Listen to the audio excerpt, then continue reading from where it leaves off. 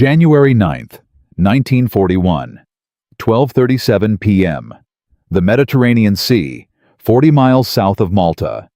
A German dive bomber screams out of the sky at 400 miles per hour. The pilot locks his crosshairs on the flight deck below. He releases.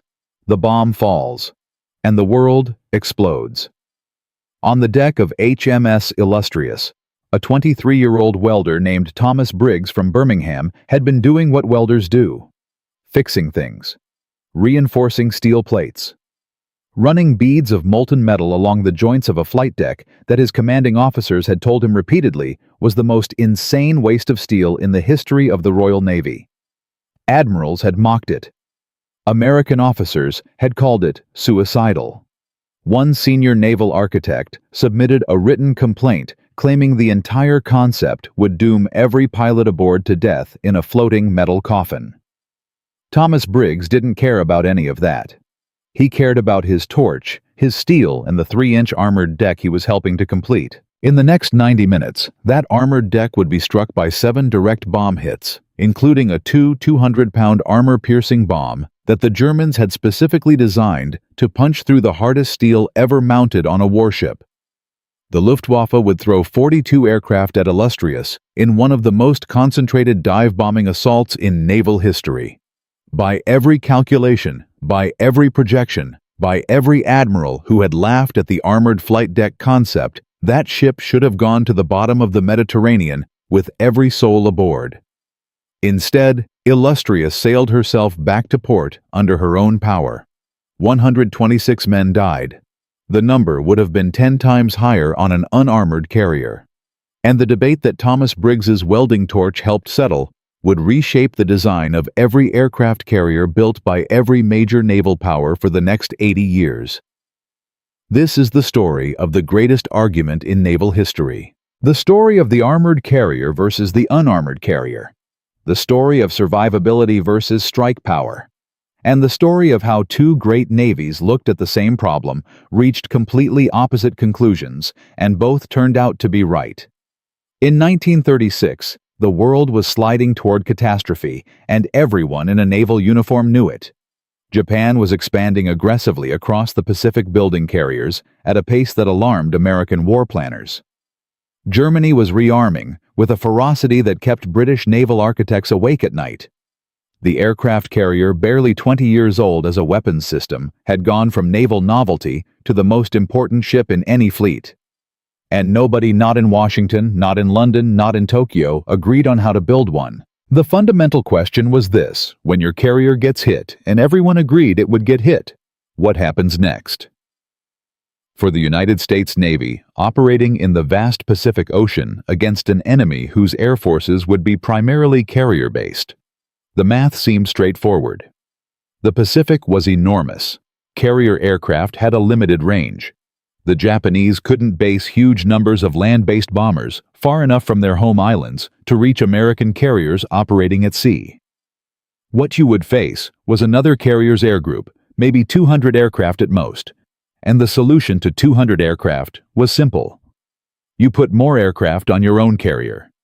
You make your flight deck as large as possible, as unencumbered as possible, and you fill it with fighters and dive bombers and torpedo planes until the Japanese simply cannot put enough strike aircraft in the air to overwhelm you. The best defense, the Americans concluded, was a massive, overwhelming offense. This thinking produced the Yorktown class. Long, fast, open-hangared with a flight deck that was essentially a wooden and steel platform with almost no armor protection whatsoever. The Yorktown could carry 90 aircraft. She could launch devastating strikes. She could put a wall of steel in the sky that her designers believed would stop any carrier-based assault before it reached the ship. The philosophy was elegant in its aggression: hit them so hard they can never hit you back. Across the Atlantic, the Royal Navy was looking at an entirely different map. Britain's carriers weren't going to be fighting in the Pacific. Not primarily.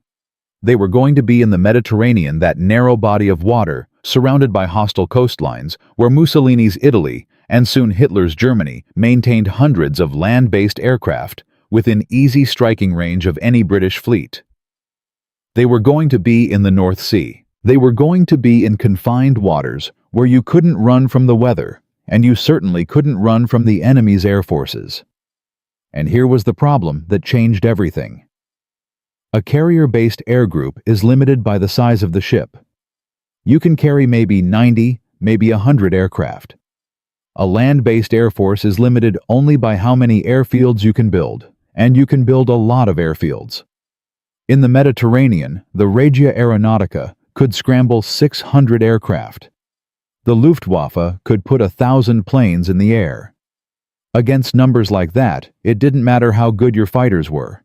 It didn't matter how perfectly your combat air patrol was coordinated. It didn't matter if every single pilot in the fleet air arm was a veteran ace. A wave of that size was getting through. Not some of it. Most of it. Bombs were going to hit your ship. The only question was what happened when they did. The British answer was a man named Stanley Goodall. Goodall was the director of naval construction for the Royal Navy in the mid-1930s, and he had spent his career thinking about ships in a way that most naval architects of his generation had not. Where others saw a carrier as a platform for aircraft, Goodall saw a carrier as a weapons system that had to function under the worst conditions imaginable. And the worst conditions imaginable in his professional assessment was not a clean sea battle where your air group traded blows with the enemy's air group and the best pilots won. The worst condition was a scenario where hundreds of land-based aircraft flying from airfields you could never bomb into permanent submission attacked your carrier day after day after day with bombs that got heavier every year, and pilots who didn't need to worry about their own fuel state because they could always land back at a base 40 miles away. Goodall had been studying the progression of bomb technology since the early 1930s. He had watched aerial bombs grow from small, almost toy-like weapons into the 500-pound, 1,000-pound, 200-pound monsters that were entering service by the mid-decade. He understood with a precision that bordered on clairvoyance exactly what a 1,000-pound semi-armor-piercing bomb would do to a wooden and steel flight deck. It would go through it, clean through it, through the flight deck, through the hangar full of aircraft, through the lower decks, and detonate deep in the ship's vitals where the damage would be catastrophic and the fires would be uncontrollable. The solution Goodall proposed was a 3-inch armored flight deck. 3 inches of specially hardened steel running the length of the hangar supported by armored sides that turned the entire hangar into what he called an armored box. A bomb hitting this deck would either be defeated entirely or would detonate against the armor rather than deep inside the ship. The fires would be contained above the armor rather than spreading through the ship's interior. The structural integrity of the hull would be preserved. The ship would take punishment that would sink an unarmored carrier and keep fighting. The reaction from the naval establishment was what you would expect when someone proposes adding approximately 1,500 tons of steel to a ship that is already struggling to meet its design displacement under the terms of the Washington Naval Treaty. It was brutal.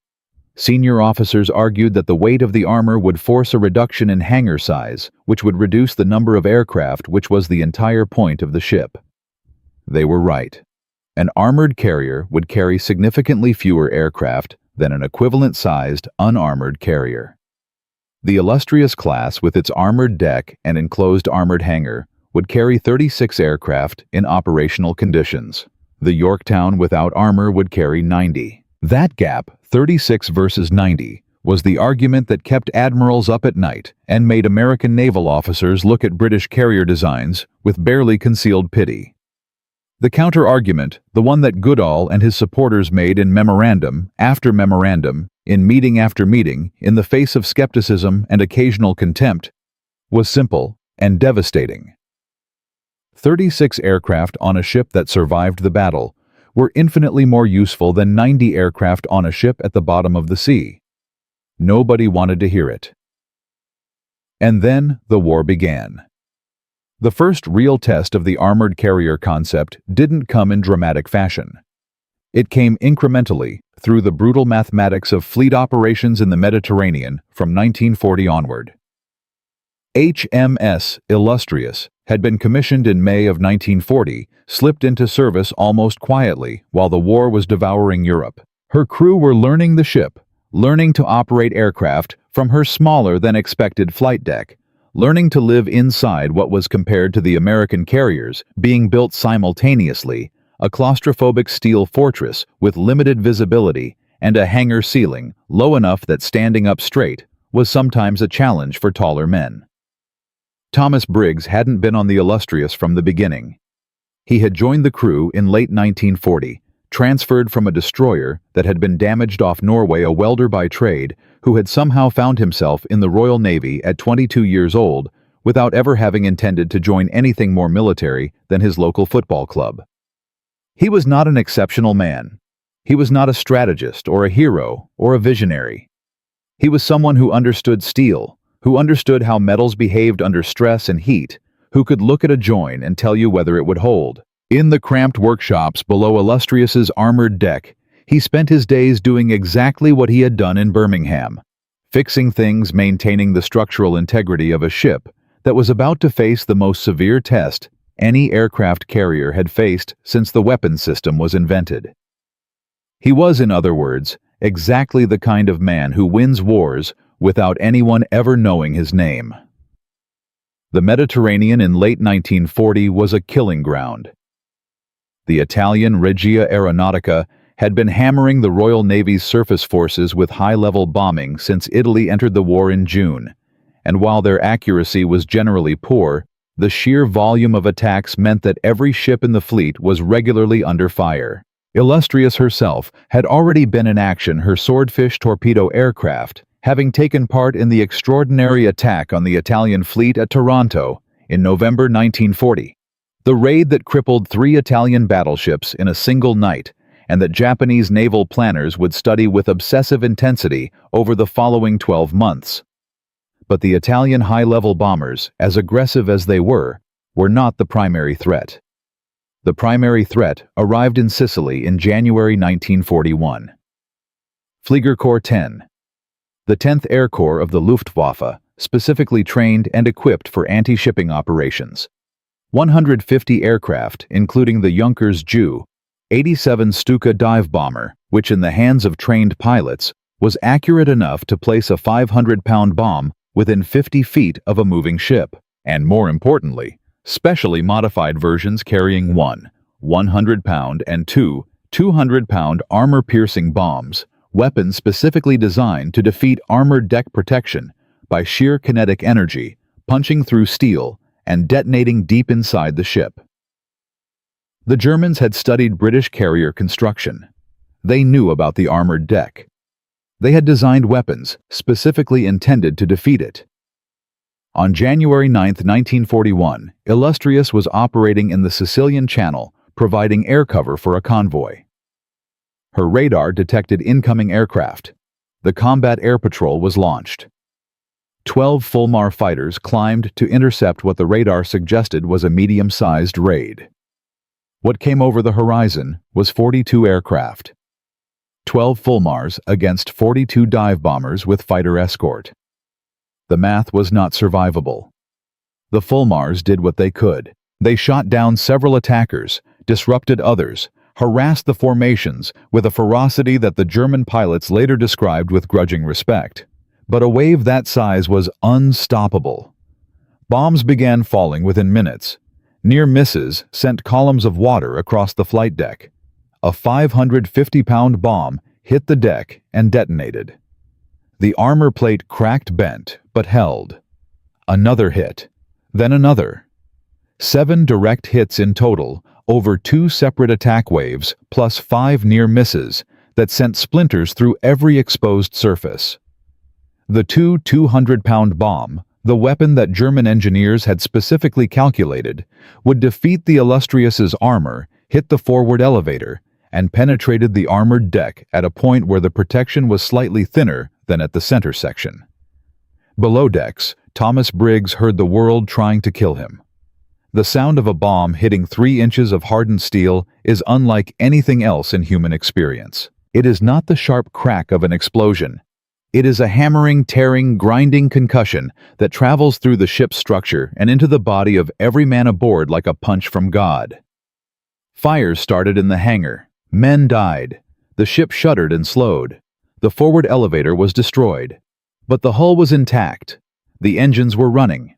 The armored box had done exactly what Stanley Goodall had promised it would do. It had absorbed damage that would have gutted any other carrier afloat and left the ship's fundamental structure intact. Illustrious reached Malta under her own power. She had taken the most concentrated dive-bombing assault ever directed at a single ship, and she had survived it. 126 men were dead, a number that would have been measured in hundreds, if not thousands, on an unarmored ship. The German after-action reports captured later in the war expressed frank astonishment. The pilots who had attacked her were experienced professionals who had sunk dozens of ships in the North Sea and the Norwegian campaign. They had never seen a ship take this kind of punishment and keep moving. American naval observers attached to the British fleet filed their reports within days. The reports said in language that was measured and professional and absolutely clear, "We need to reconsider our flight deck philosophy." But that reconsideration would come at a cost that nobody in Washington or London fully anticipated. Because while the armored carriers were absorbing punishment that would sink unarmored ships, the unarmored carriers were doing something else entirely. They were winning battles. Enormous history-changing battles.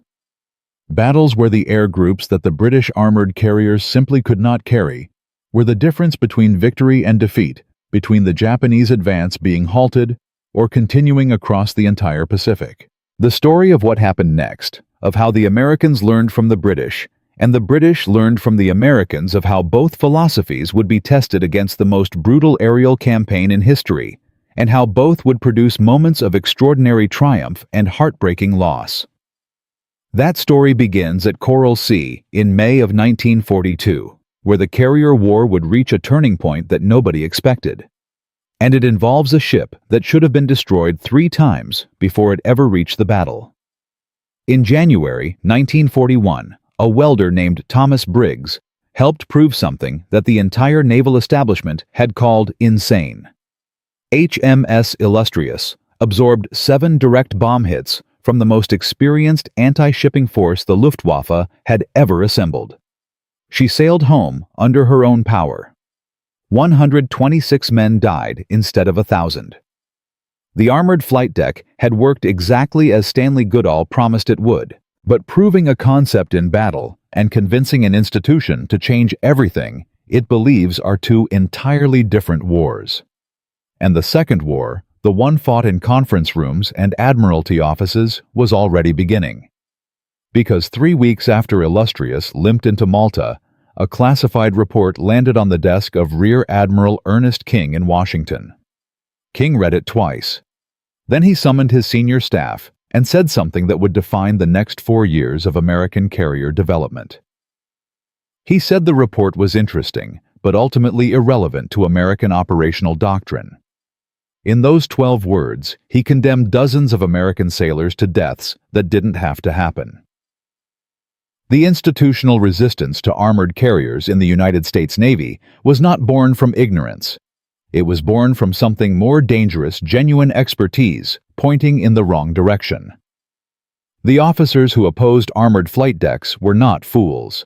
They were men who had studied naval warfare for 30 years, who had participated in the fleet problem exercises of the 1930s, who had watched American carrier aviation develop from primitive biplanes into the most sophisticated naval strike force in history. And everything they had seen told them the same thing: the carrier that hits first wins. The carrier with 90 aircraft will always beat the carrier with 36 aircraft. Armor was a trap. Armor was weight. Armor was a philosophical surrender to the enemy's offensive power. Captain Gerald Holloway had made his career on carrier doctrine. He had written 3 of the Navy's core tactical manuals on carrier operations. He was 51 years old, precise, methodical, and absolutely certain that the British armored carrier was a strategic dead end. When Commander James Fletcher, a naval attaché, who had been in Malta when Illustrious arrived after her ordeal, and had filed the report that reached King's desk, requested a formal presentation to the Carrier Doctrine Review Board. In February 1941, Holloway was the board's chairman. The meeting lasted 40 minutes. Fletcher laid out his photographs on the conference table, 7 bomb craters on a flight deck that was still structurally sound. a ship that had been hit by weapons specifically designed to sink her and had survived. He presented the German after-action reports acquired through British intelligence channels. He presented casualty comparisons showing that an equivalent strike on an unarmored carrier would have produced losses 3 to 4 times higher. Holloway looked at the photographs for a long moment. "Commander Fletcher," he said, "what you are showing me is a carrier that absorbed 7 bomb hits and was immediately removed from operations for 6 months of repairs. You are presenting this as a success. She sailed home, sir, under her own power. And she will not be operational again until July at the earliest. In those 6 months, the Imperial Japanese Navy will not pause to wait for her." Holloway closed the folder. "Our carriers don't get hit because our air groups destroy the enemy before they reach us. That is the doctrine. That is why it works. Putting 3 inches of steel on a flight deck doesn't make your ship harder to sink. It makes your air group smaller. And a smaller air group gets hit more, not less, because it cannot suppress the incoming strike packages." He pushed the folder back across the table. "Thank you for your report, Commander. It will be filed." Fletcher stood outside the building for a long time afterward, watching traffic move along Constitution Avenue, thinking about the men aboard Illustrious who were still in hospital in Malta. He had spoken to several of them. He had seen what the armored deck had done and had not done, and he knew with the certainty of a man who had been present at the evidence rather than reading a summary of it that Holloway was wrong. Not completely wrong. Not wrong in the way that ignorant men are wrong. Wrong in the way that brilliant men are wrong when they are one crucial data point behind reality. Fletcher was 38 years old, junior enough to be ignored, senior enough to be heard by the right people if he could find them. He needed an ally who Holloway couldn't dismiss. He needed someone whose authority on carrier doctrine was beyond question. He found one in an unlikely place. Captain John Towers was the most influential carrier aviation officer in the United States Navy, and one of the men most responsible for the doctrine that Holloway had just defended. He had championed the large, unarmored carrier since the 1920s. He had personally overseen the development of the deck park system that allowed American carriers to operate 90-plus aircraft. If anyone in the Navy had a vested interest in proving the armored carrier concept wrong, it was Towers. But Towers had also been reading the reports from the Mediterranean with a different set of questions than Holloway. Holloway had been asking, does armor make a carrier harder to sink?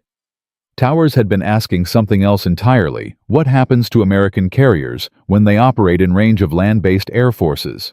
Not in the Pacific, where the doctrine was sound. In any other theater, the Atlantic, the Mediterranean, any confined water with major enemy airfields within range. When Fletcher knocked on Towers' door, Towers was already there. "Sit down," Towers said. "Tell me what you actually saw. Not what's in the report. What you saw." Fletcher talked for 2 hours. At the end of it, Towers said nothing for almost a full minute. Then, "What do you need?" What Fletcher needed was a formal comparative trial, not a theoretical exercise, not a simulation. A real test conducted under controlled conditions comparing the damage profiles of armored versus unarmored flight deck construction under bomb impact. He needed data that Holloway's board couldn't dismiss. He needed numbers.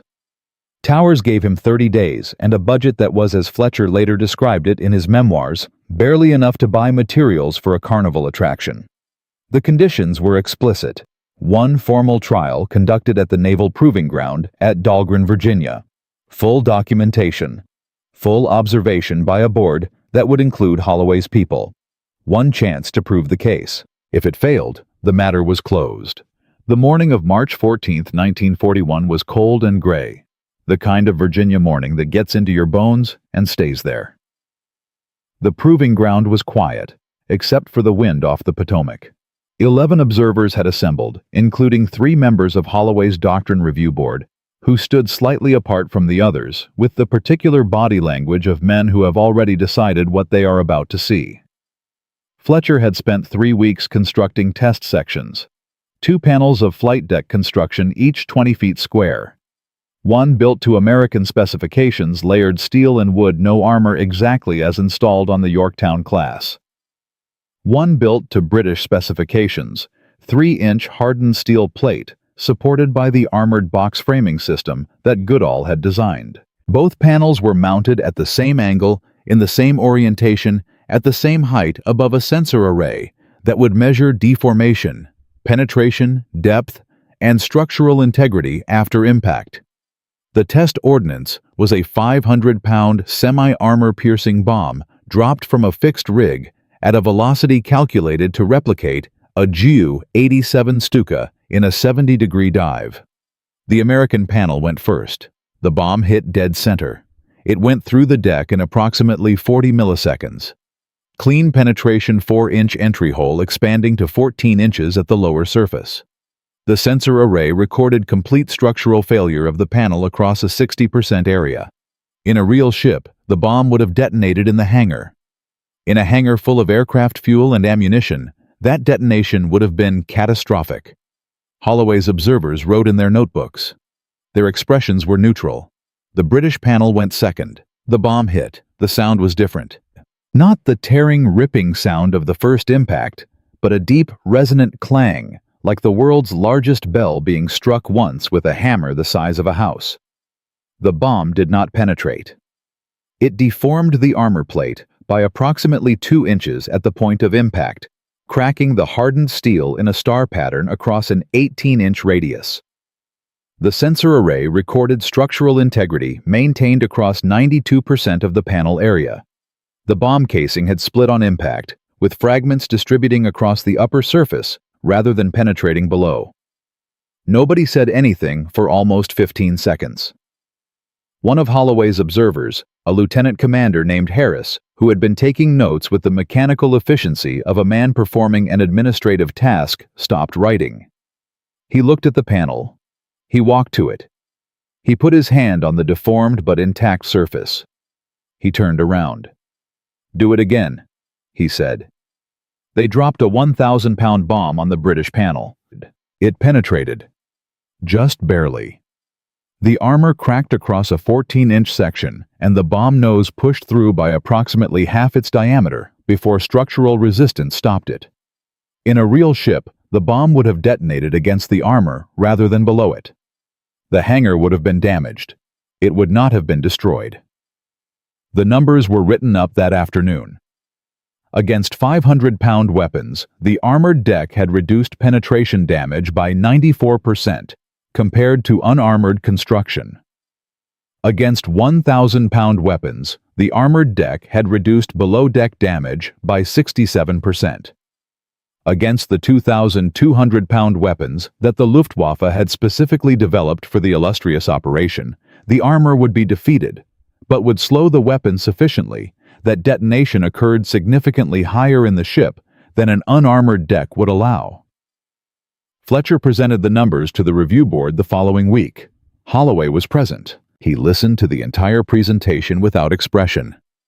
When it was finished, he asked 3 technical questions, each precise and reasonable, each answered with data from the trial. Then he was quiet for a moment. "The weight penalty," he said finally. "The armored deck adds approximately 1,500 tons to a fleet carrier design. That is aircraft. That is range. That is strike capacity.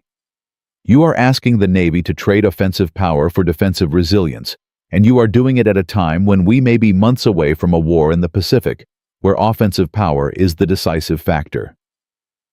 "Sir," Fletcher said, "I am asking the Navy to consider that we may also be months away from a war where our carriers are operating in range of land-based air forces."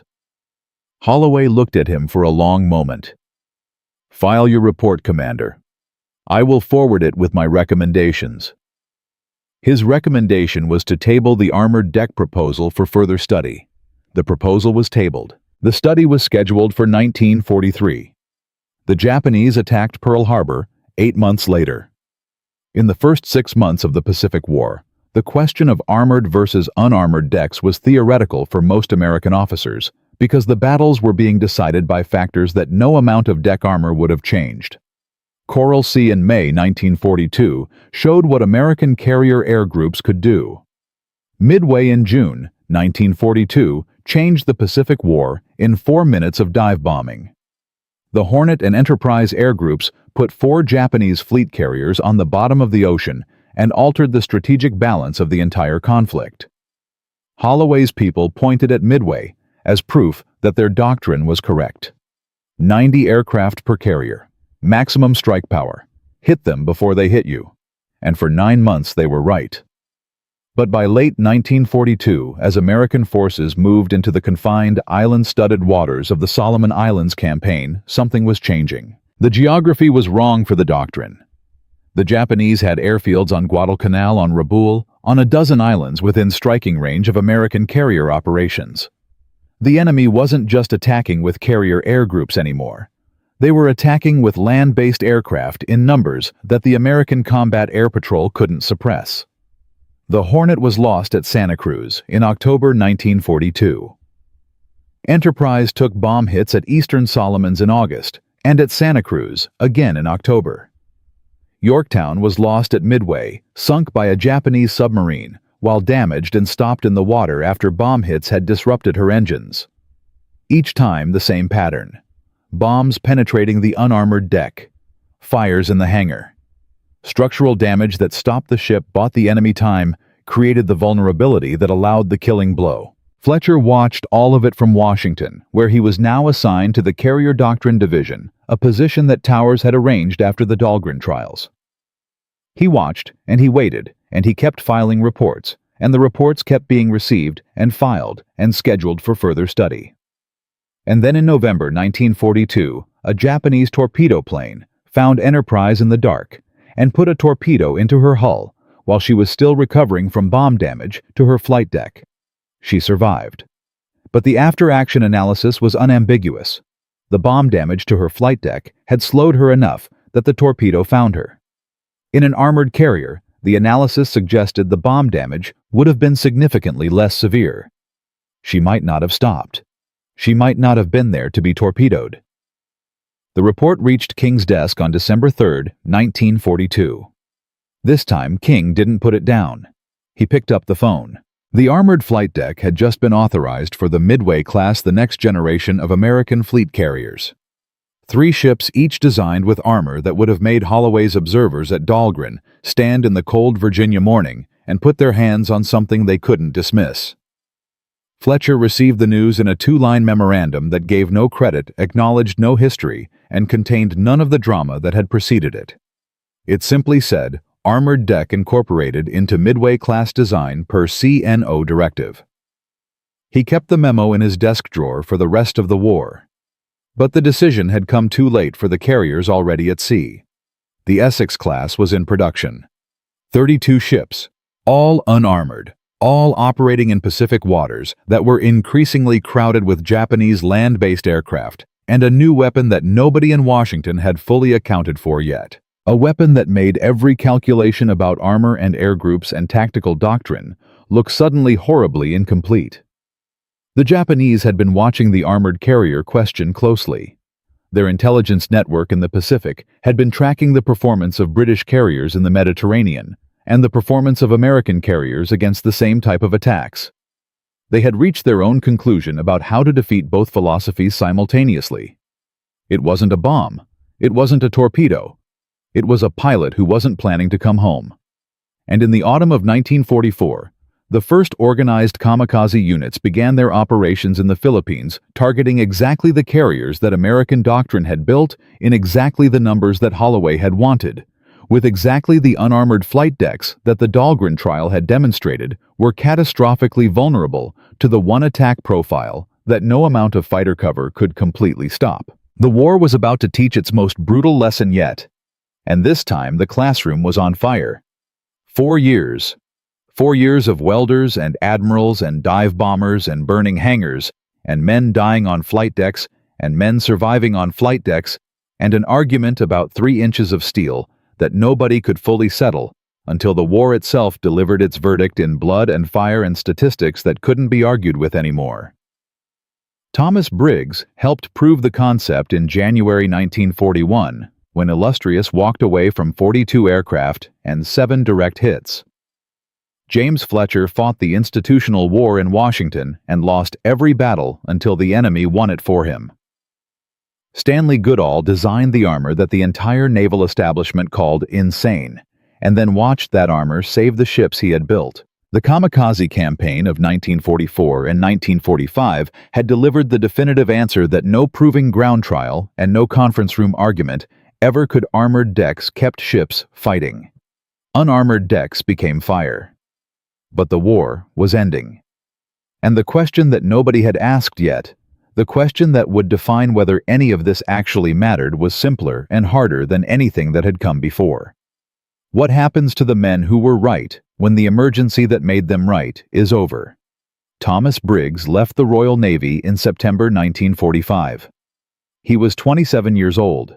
He had served on Illustrious through her repairs in the United States, through her return to service, through the final campaigns of the Pacific War, where the British Pacific Fleet operated alongside American carrier groups in conditions that were nothing like the Mediterranean, and everything like what Goodall had built the armored carriers to survive. He had watched kamikaze aircraft hit British armored flight decks and bounce. He had watched the same aircraft hit American carriers and set them on fire for days. He had understood in the way that a man who works with his hands understands things exactly why the difference existed. He had helped weld the steel that made the difference exist.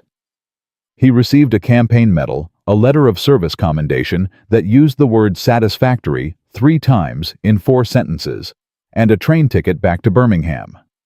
Nobody photographed him leaving. Nobody wrote his name in any official history. The Royal Navy's records of HMS Illustrious's January 1941 engagement list.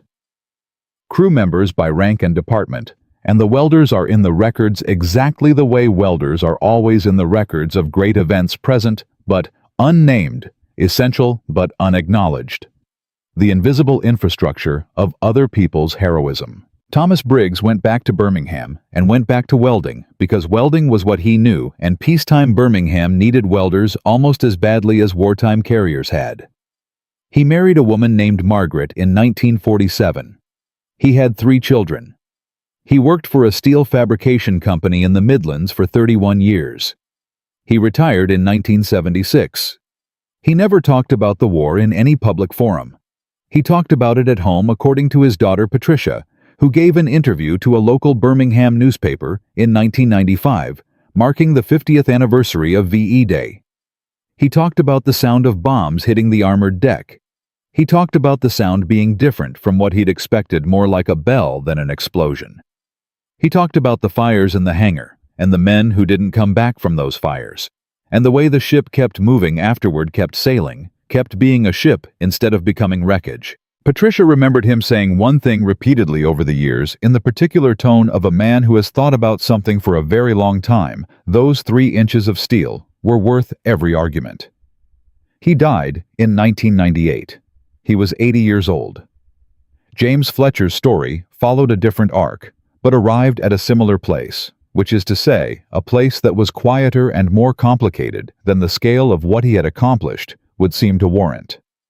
After the Dahlgren trials and the subsequent tabling of the armored deck proposal, Fletcher had spent the middle years of the war in carrier doctrine analysis, watching his recommendations be filed and studied and deferred. He was promoted to captain in 1943, partly on the strength of his carrier analysis work, and partly because the Navy was promoting everyone who hadn't been killed. When the Midway class was authorized with an armored flight deck in December 1942, his name appeared nowhere in the authorization documents. He retired in 1951 as a rear admiral, which was a reasonable career for a man who had been right about something important a decade before anyone wanted to hear it. He taught naval history at Annapolis for 11 years. His lectures on carrier doctrine development were, according to former students who later went on to senior naval commands, the most practically useful courses they took in their entire education. He never mentioned his own role in the armored deck decision in those lectures. He presented it as an institutional evolution, a natural progression of doctrine in response to operational experience, because that was what it looked like from outside, and because Fletcher was the kind of man who understood that the story was more important than his place in it. He wrote one paper published in the Naval War College Review in 1962 titled Doctrine and Evidence: The Armored Flight Deck Decision, 1941 to 1942. It was precise, documented, and completely avoided any self-serving framing. It was read by the people who read such papers and cited occasionally in academic histories. Gerald Holloway, the admiral who had chaired the review board and tabled the proposal, read it. Fletcher knew he read it because Holloway wrote him a letter 3 paragraphs formal in tone, acknowledging that the operational evidence had supported Fletcher's position and that the institutional process had been slower than it should have been. The letter didn't say the word sorry. It wasn't the kind of letter that contained that word, but it was the closest thing to an apology that the system was capable of producing, and Fletcher kept it. Stanley Goodall, the man whose architectural vision had made all of it possible, was knighted in 1945. He retired from the Admiralty in 1944 and spent his later years writing technical papers on warship design philosophy. He died in 1965, recognized within naval architecture circles as one of the most influential ship designers of the 20th century and almost completely unknown outside them. His obituary in the Times ran 4 sentences. But the legacy that none of these 3 men were fully recognized for in their own lifetimes had been growing steadily since 1943, spreading across the entire landscape of naval aviation in ways that would shape carrier design for the next 8 decades and counting. The Midway class, authorized in December 1942 and commissioned in 1945, was the first American carrier with an armored flight deck. 3 ships, Midway, Coral Sea, and Roosevelt. Each one carried approximately 3,000 tons more displacement than the Essex class, specifically because of the armored deck and its supporting structure. Each one was designed around the lesson that Illustrious had taught in the Mediterranean in January 1941, and that the kamikaze campaign had confirmed in the Pacific in 1944 and 1945. The Midway herself remained in active service until 1992, a career of 47 years, and she was in service during Korea, during Vietnam, during the Gulf War. The basic principle that Goodall had argued for in the mid-1930s was still protecting American sailors half a century later. The numbers, when you add them up across the full scope of the armored carrier program and its influence, are not modest. Every major naval power that built carriers after 1945. The United States, the United Kingdom. France, eventually Russia and China incorporated armored flight deck design into their carrier programs. The angled flight deck, developed by the British in the early 1950s and immediately adopted by the Americans, was designed with the assumption of armored deck protection as its structural foundation. The modern supercarrier. The USS Gerald R. Ford class, currently in service, has a flight deck that traces its protective philosophy in a direct line back to Goodall's specifications and the arguments that Fletcher had been trying to make in conference rooms in 1941. 23 fleet carriers were damaged by kamikaze strikes in the Pacific campaign. The 6 British armored carriers that took direct kamikaze hits suffered a combined total of approximately 40 dead from those specific attacks and were back in full flight operations within hours each time. The American carriers that took equivalent hits suffered losses measured in hundreds per incident and were removed from operations for weeks or months. If every American carrier hit by a kamikaze had been an armored carrier, the conservative estimate from post-war analysis is that somewhere between 2,000 and 3,000 additional sailors would have survived the attacks that actually killed them. The armored deck concept, from its first demonstration on Illustrious in January 1941 to the end of the Pacific War in August 1945, can reasonably be credited with directly saving thousands of lives across both the British and American fleets, simply by establishing the principle that was eventually adopted and by providing the evidence that made adoption impossible to further delay. Lou Thomas Briggs Kabauzo Bietduda. Did he sit in Birmingham in his retirement years and understand the full scale of what he had helped build? His daughter's account suggests he understood it in the way that practical men understand large things, not as statistics, but as the specific faces of the men he had served with who came home because the deck held. That was enough for him. It was probably the right way to understand it. The institutional lesson, the one that Fletcher tried to teach at Annapolis for 11 years, is harder and less comfortable than the technical lesson. The technical lesson is straightforward: armor saves ships. The institutional lesson is this: the Royal Navy adopted armored carriers because its operational environment gave it no choice, because the evidence of imminent danger from land-based air forces was too overwhelming to allow the comfort of existing doctrine. The United States Navy adopted armored carriers only after losing ships and sailors in ways that the pre-existing doctrine had predicted would not happen. The gap between those two timelines, between January 1941, when Illustrious proved the concept, and December 1942, when the American Navy finally authorized it, is approximately 23 months. In those 23 months, American carriers took bomb hits and kamikaze precursors and operational damage that armored decks would have significantly mitigated. The institutional cost of being right too early is measured in the same currency as everything else in war. This pattern has repeated itself throughout military history with a consistency that should be alarming, but mostly just gets filed under the category of human nature. The tank was considered a ridiculous weapon by most senior British officers in 1916, right up until the moment it changed the nature of land warfare permanently. The submarine was called a coward's weapon by the admirals of every major naval power, until it nearly strangled Britain's war effort in 2 separate world wars. Radar was dismissed as a theoretical curiosity by officers who had built their careers on the assumption that trained lookouts were the best early warning system available until the Battle of Britain demonstrated what trained lookouts were worth against aircraft flying at 350 miles per hour. The pattern is always the same. New concept encounters institutional resistance. Institutional resistance is maintained until operational reality makes it impossible, and the gap between the concept being right and the institution accepting it is filled with unnecessary casualties. The lesson is not that institutions are stupid. Holloway was not stupid. His logic about Pacific carrier doctrine was correct for the Pacific.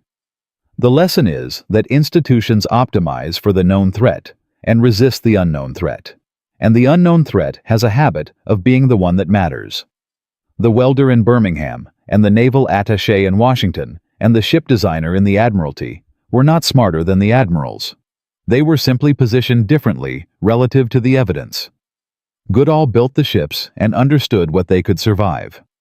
Briggs welded the steel and understood what it felt like when the bombs hit. Fletcher was in Malta when the damaged ship came in and understood what the numbers actually meant in 3 dimensions instead of on paper. The people closest to the evidence were right. The people furthest from the evidence were confident. That gap is not unique to 1941 or to naval warfare. It is present in every organization, in every industry, in every era, whenever the people making decisions are separated from the consequences of those decisions by rank, by distance, or by the comfort of doctrine that has worked before and is therefore assumed to work always. And here is the detail that almost nobody knows.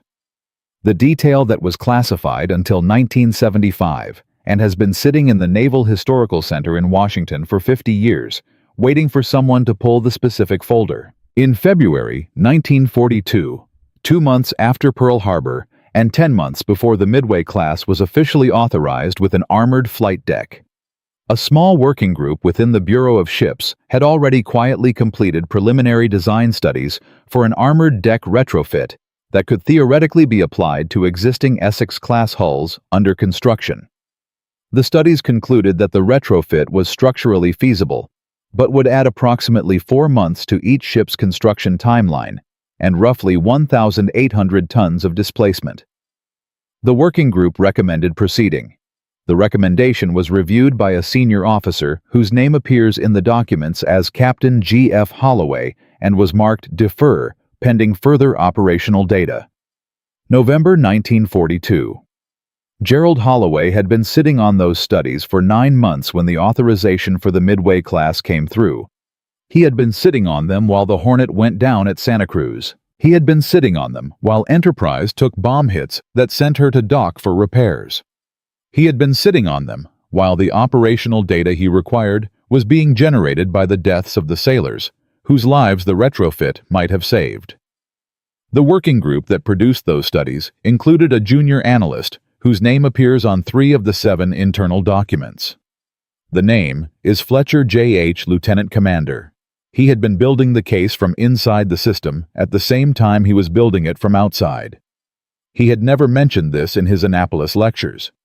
He had never mentioned it in the 1962 paper. The documents were classified. By the time they were declassified, he was 71 years old and no longer giving lectures to anyone. He died in 1979. The folder is still in Washington.